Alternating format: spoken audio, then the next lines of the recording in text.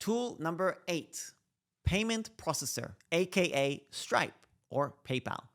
So when you are starting your business online, you need a way to collect payments. You need to be able to accept payments.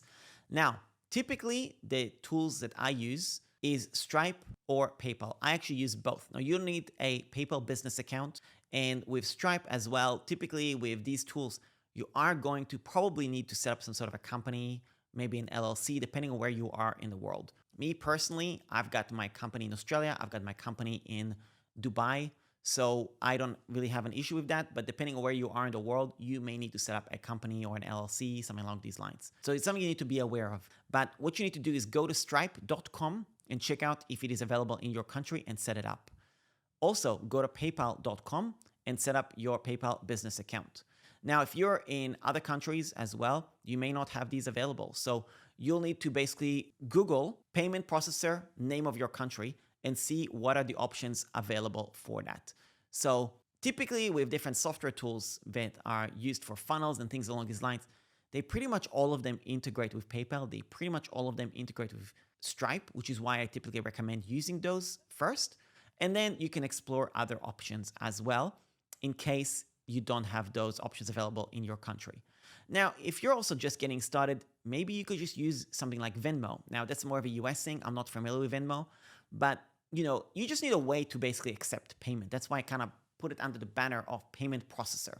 So you need to have something that you can accept a payment where people can transfer you money and it goes into your bank account.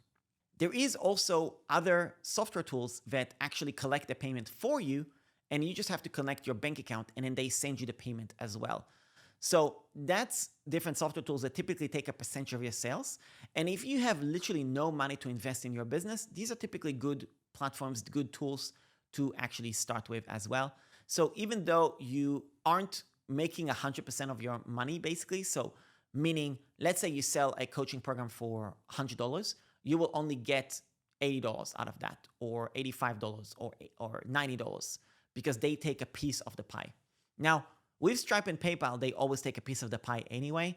So depending on when you're watching this, it might be somewhere around the 3% mark. So you can kind of account for whatever it is that you're charging, you will never see 3% of that. So whatever it is that you're getting, typically Stripe or PayPal take around about 3%, depending on when they are, because they do change those pricing. And if you're charging it overseas, there's different rates. If you're charging it internally in the same country, it's a different rate. So give or take, you just got to think about a 3%. So if you're charging $100, you know that you're getting $97. So this is just something to keep in mind. It doesn't make a huge difference. It's just something to be aware of. So that's the next tool you need to also sign up for and get set up. It's a payment processor.